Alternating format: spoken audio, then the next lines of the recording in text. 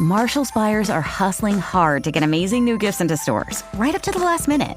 Like a designer perfume for that friend who never RSVP'd, wish list topping toys for her kids who came too, Belgian chocolates for the neighbor, a cozy scarf for your boss, and a wool jacket for your husband that you definitely did not almost forget. Marshalls, we get the deals, you get the good stuff, even at the last minute. Phew. Find a Marshalls near you. The holidays mean more travel, more shopping, more time online, and more personal info in more places that could expose you more to identity theft. But LifeLock monitors millions of data points per second. If your identity is stolen, our US-based restoration specialists will fix it, guaranteed, or your money back.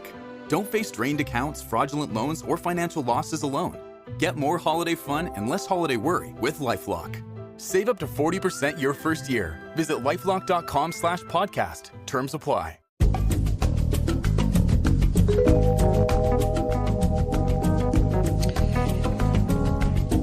Enseguida estamos hablando del caso Nos y de la semana pasada en Palma, pero seguramente recordarán, lo hemos contado en el informativo de mediodía, lo ha contado Elena Gijón en nuestro informativo.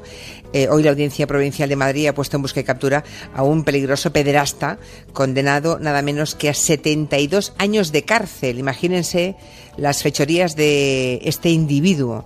72 años de cárcel. Bueno, pues se ha fugado antes de entrar en la cárcel.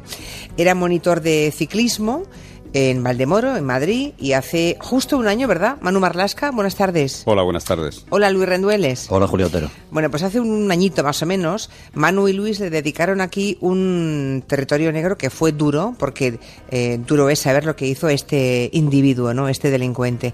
Lo hemos recuperado, ese territorio negro, está ya en la página web de Onda Cero, también en las redes sociales. El que tenga interés por saber ese tipo del que hoy hablan los medios de comunicación que se ha fugado, ahí tendrán muy claro de quién estamos hablando, ¿eh? Un tipo que abusaba de menores, que fabricaba material pornográfico en casa, que se pudo fugar.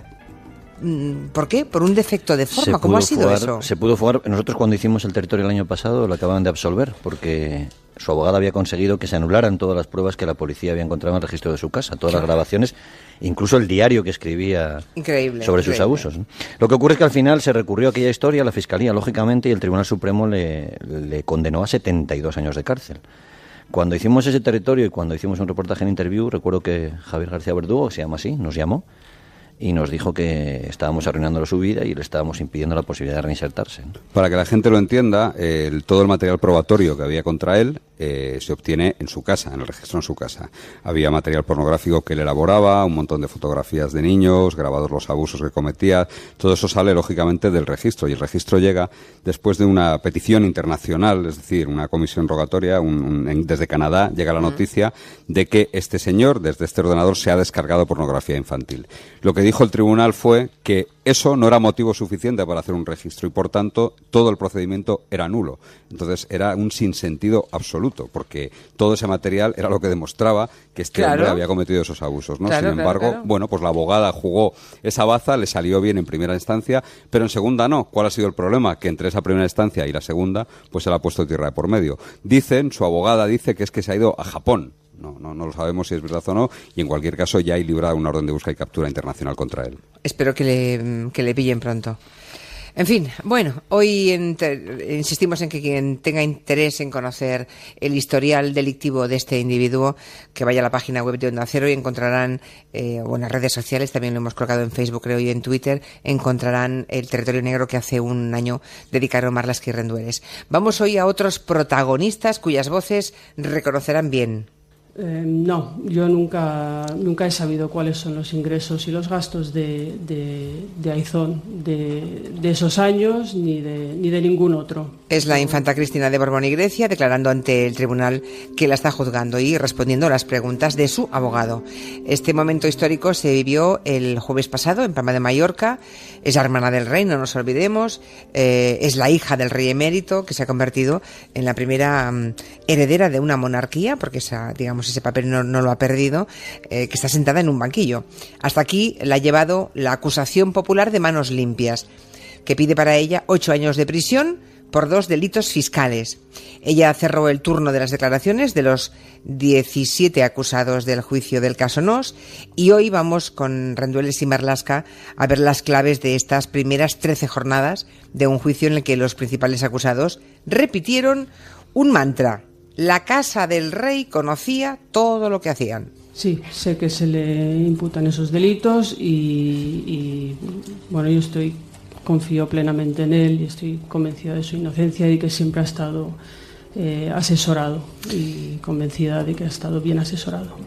En esa época, ¿en cuántas personas confiaba usted? Por supuesto, en mi marido, en Carlos García Revenga, en el asesor fiscal de la Casa Real, en esa época en mis compañeros de trabajo, en temas jurídicos de la casa que nos pudiesen asesorar José Manuel Romero, un poco mi entorno más cercano. Está clarísimo.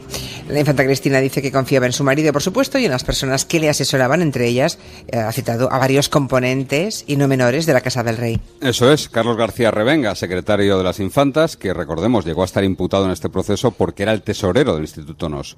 Federico Rubio y Carvajal, que es un funcionario de Hacienda que era el encargado de hacer las declaraciones de la renta a toda la familia real, y José Manuel Romero, el conde de Fontao, que era ni más ni menos que el abogado del asesor jurídico del rey don Juan Carlos. Esos han sido los nombres que más se han repetido en estas primeras sesiones. La infanta dijo que ya eran ellos 3 los que asesoraban a su marido, Iñaki Urdangarín, en todo lo referente al Instituto Nos, tal y como también había declarado el propio exduque de Palma. Y no solo él, Diego Torres, el socio de Urdangarín, también habló de la cobertura, digamos, de la Casa Real. El razonamiento de todos ellos, de los 3 acusados, es sencillo. Si ninguna de estas 3 personas les dijeron nunca que algo estaban haciendo mal, es porque todo estaba bien hecho. Este señor se reunía con el señor Romero, con el abogado del jefe del Estado, y le rendía cuentas sobre las cosas que estaba haciendo. Se reunía con un alto funcionario de Hacienda, le enseñaba los borradores de presentación de impuestos y se lo aprobaban. Esto que se ha dicho de que si la infanta era el escudo fiscal, eso es absolutamente falso.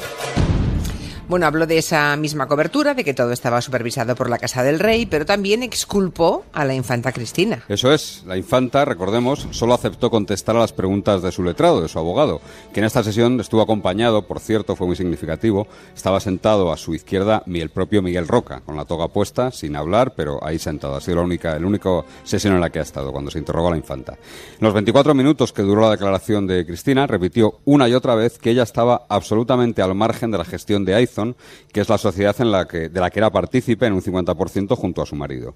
Nada sabía de facturas cargadas como gastos de empresas, esas facturas de libros de Harry Potter, los 1.300 euros en vino, la vajilla, los cursos de salsa, el coaching, el safari de África de 15.000 euros. Nada sabía de nada de eso, ni de declaraciones de la renta, ni de empleados fantasma, ni de autoalquileres, ni de nada. Diego Torres también exculpó varias veces a la hermana del rey Felipe VI en su larguísimo testimonio. Estuvo casi 24 horas alternas declarando. Y todo parece un plan, un pacto, para que los 2 principales acusados, Torres y Urdangarín, no se hagan daño ni entre ellos ni a sus mujeres. El exjugador de balonmano también se encargó de decir que Ana Teijeiro, que se sienta en el banquillo para el que el fiscal pide 2 años de prisión, no tenía tampoco responsabilidad en ninguna empresa que formaba el conglomerado de Instituto Nos, y que para el fiscal y las acusaciones solo eran sociedades pantalla que sirvieron para desviar casi 6 millones de euros que los gobiernos de Baleares, Valencia y Madrid pagaron al Instituto de Urdangarín y Torres, que no olvidemos era una entidad en teoría sin ánimo de lucro. En fin, ese pacto de no agresión que incluye a las 2 esposas, digamos, sin embargo, igual no sirve, ¿no?, para salvar a los 2 principales acusados, que no dejan de ser Torres y Urdangarín. Está complicado. El fiscal pide para Torres 16 años de cárcel, 3 más para Urdangarín, por un montón de delitos relacionados todos ellos con la corrupción. Prevaricación, malversación, fraude, tráfico de influencias, delitos fiscales, falsedad, estafa, falsificación y blanqueo de capitales. La estrategia de defensa ha ido bastante en paralelo, aunque de manera formal distinta. Torres, por ejemplo, hizo todo lo posible por demostrar que ellos no engañaron a nadie, que los proyectos eran sensacionales, que se ajustaban a un precio de mercado, que en los eventos celebrados en Baleares y Valencia estuvieron los mejores expertos del mundo y que incluso en alguno de estos eventos el Instituto Nos perdió dinero. Urdangarín lo que optó fue por la vía rápida de no recordar o de decir que él no estaba para determinadas cosas. Yo me dedicaba a lo que me dedicaba y tenía unos asesores que me ayudaban en estos temas, y luego pues me he dado cuenta que algunas de estas cosas pues estos empleados pues no sabía que estaban con nosotros. Bien, ¿se dedicaba a lo que se dedicaba? Yo pregunto, ¿a qué se dedicaba? Lo que dice es que se encargaba de temas deportivos, así lo repitió una y otra vez en el juicio. De la gestión económica, contabilidad, financiera, dijo que él no se ocupaba. Urdangarín también negó rotundamente que hubiese actuado como comisionista o conseguidor o intermediario, como lo definió en su declaración al expresidente Baleares, Jaume Matas. Reconoció en su testimonio que en el año 2006, a raíz de las primeras informaciones que hablaban del Instituto NOS y de algunas preguntas parlamentarias que hizo un diputado del PSOE en Mallorca, fue el conde de Fontao, de la Casa Real, quien le sugirió que abandonara la entidad tal y como él hizo. Lo que pasa es que hay un problema, y es que según las acusaciones, Iñaki Urdangarín siguió sableando a las administraciones con otra nueva supuesta entidad sin ánimo de lucro, esta vez llamada Fundación Deporte, Cultura e Integración Social. Según el exduque de Palma y Torres, esta fundación fue puesta en marcha bajo las instrucciones y la tutela precisamente del asesor jurídico del rey, del conde de Fontao. Pero lo cierto es que ninguna de esas personas de la Casa del Rey están en el banquillo, ¿no? Ninguno de los asesores áulicos estos están ahí acusados de nada. No. García Revenga se libró por poquito, pero los cortafuegos han funcionado. Y sí es cierto que el dinero no acabó en ninguna de estas personas, ¿eh? Urdangarín sí acabó cogiendo dinero de ahí y ellos no. Los interrogatorios de López Negrete, que es la abogada de Manos Limpias, siempre han ido dirigidos a extender la sospecha entre esos componentes de la Casa del Rey y apuntar directamente a don Juan Carlos. Pero el fuego solo ha llegado a esas tres personas. La exhibición en la sala de audiencias de un correo, por ejemplo, entre Urdangarín y el rey Juan Carlos, en el que el yerno le pedía ayuda para unos eventos deportivos, provocó la suspensión de la vista durante unos minutos cuando el tribunal se dio cuenta de que era un documento que no había sido admitido por la sala. Urdangarín, eso sí, dijo que el monarca no había intermediado ni intercedido nunca para favorecer sus negocios o los de la infanta Cristina. Eso sí, Diego Torres, en esa larguísima declaración de la que te hablaba Luis antes, también tuvo tiempo para citar, y esto fue muy curioso porque nadie le preguntó por ello, para citar a uno de los nombres que han servido para socavar y a base de bien la imagen de la Casa Real. La señora Corina nos está diciendo que para cobrar en Londres se crea una estructura financiera especial para que nadie se entere en España que se cobra ese dinero. Y se lo envía con copia al rey de España en ese momento y al jefe de la casa. Y lo menciona directamente el correo. ¿Y sabe usted qué decidió el Instituto NOS? Que ni en broma. Bueno, Torres suelta en el juicio esta perla, que no es que viniese muy a cuento, él quería decir eso, ¿no? Y lo dijo, lo soltó. Suponemos que el rey emérito no estará muy contento de escuchar semejante afirmación, ¿no? No debe estarlo, porque tanto su hija como su yerno y Diego Torres han insistido en que las personas de confianza de don Juan Carlos estaban al tanto, supervisaban e incluso les orientaban a ellos en los movimientos que hacían, ¿no? Ha sido una estrategia común a todos. Esa estrategia y otra que es señalar como responsable de casi todos los delitos a una persona que empezó el juicio como procesado y el miércoles declarará en calidad de testigo. Se llama Miguel Tejero, es secretario de la Junta Directiva del Instituto NOS. Y Tejero va a decir mucho porque él tiene correos a Julita Cuquerella, como se llamaba la secretaria, donde avisa de lo que se está haciendo no se puede hacer. Ojalá no nos venga nunca una inspección de Hacienda, ¿no? O sea, en este juicio, como no hay un muerto a quien echarle la culpa, eso siempre es muy cómodo, ¿no? La culpa era de uno que ya no puede defenderse. Bueno, pero en este caso han buscado a uno que está ausente del banquillo, ¿no? Echar las culpas a Miguel Tejero. Se estarán preguntando los oyentes, ¿quién es este Miguel Tejero? ¿Por qué pudo dejar el banquillo de los acusados en la primera sesión del juicio? Porque ¿quién le perdonó, digamos? ¿Qué pasó? Bueno, Miguel es hermano de Ana Tejero, es decir, es cuñado de Diego Torres, y llegó al juicio acusado solamente por Manos Limpias, que pedía para él 11 años de prisión, que no son pocos, por varios delitos. Sorprendentemente, sin que nadie lo esperase, en la primera sesión Virginia López Negrete anunció que levantaba las acusaciones contra él. Al ser la única parte que le acusaba, la presidenta del tribunal, Samantha Romero, le dijo que en ese mismo instante quedaba absuelto, al margen de que lo haría constar en sentencia. Eso sí, va a tener que declarar como testigo y, por tanto, y esto es muy importante, va a tener que decir la verdad, a diferencia de los acusados que pueden o mentir o no declarar. Un testigo no se puede permitir la mentira. No debería, sería un delito. Nadie sabe muy bien cuál es el contenido del pacto de Manos Limpias con él, pero todo indica que va a apuntar a la infanta, los correos que te mencionaba antes, ¿no? Donde él avisa de lo que hace Su Alteza Real no se puede hacer, no se pueden pasar estos gastos, etcétera, ¿no? Yeah. Después de oír a Urdangarín y a Torres, el testimonio de Tejero se ha convertido en el más esperado.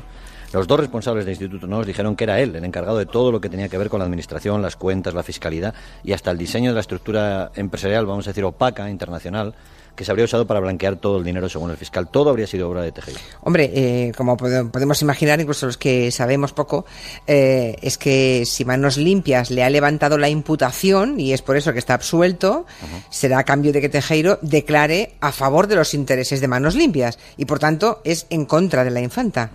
No es el primer pacto que hay entre los procesados de este juicio, ¿no? Habla otro de los que han pactado, que es, vamos a escucharle, Marco Tejero, hermano de Miguel. ¿Cuántos empleados ha tenido Aizon?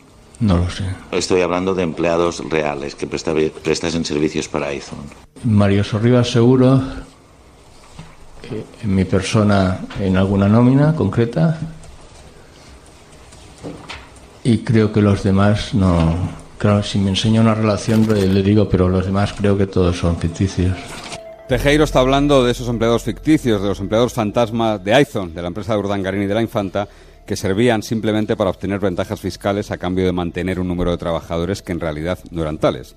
El exduque de Palma reconoció en su testimonio la existencia de esos trabajadores, aunque dijo que se había dado cuenta de ello con el tiempo, no en el momento, sino con el tiempo, una vez que ha echado un vistazo a los papeles del sumario, algo que es bastante difícil de creer. Es bastante difícil porque 2 eran sus sobrinos y 2 eran el servicio doméstico de la Infanta y de él, ¿no? Entre otros. Pero bueno, Marco, el contable de Nos, que era boticario hasta que su cuñado le puso al frente de las cuentas del instituto, se ha convertido ahora en un testigo de cargo del fiscal Pedro Rack, que pide para él 2 años de cárcel a cambio de colaborar con la justicia. La ha rebajado. El contable detalló en su declaración todas las irregularidades que se cometían en Nos: empleados ficticios, como te hemos dicho, facturas duplicadas y cruzadas, facturas por trabajos que no existían, sueldos de empleados de fantasma que acababan en sobres con el dinero metálico en los bolsillos de Torres y Urdangarín, en fin.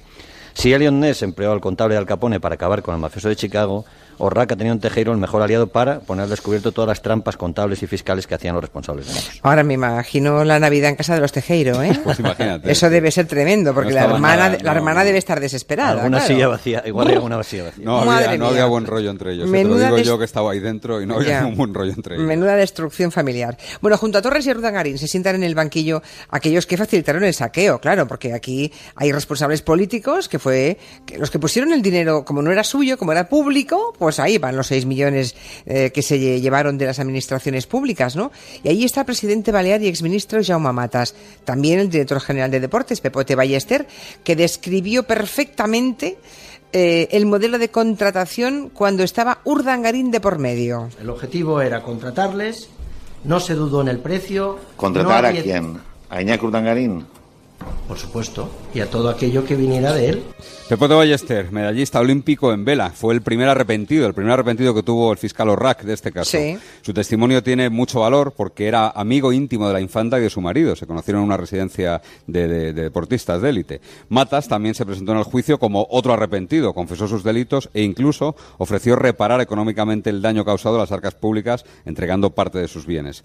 Como él, varios altos cargos de Baleares y de Valencia que reconocieron haberse saltado a la torera todas las normas de contratación cuando Urdangarín estaba por medio. Tal y como dijo Mercedes Cogen, que es otra mujer que está en el banquillo, que era consejera delegada de Madrid 2016, también es medallista olímpica, en esta ocasión de hockey, el marido de la Infanta Cristina era alguien único. Iñaki Urdangarín había participado como vicepresidente del Comité Olímpico Español en la candidatura de 2012, tenía contactos anteriores con miembros del CIO, su figura de reconocido prestigio en el mundo del deporte a nosotros nos permitía claramente entender que era una figura única para poder realizar esta labor.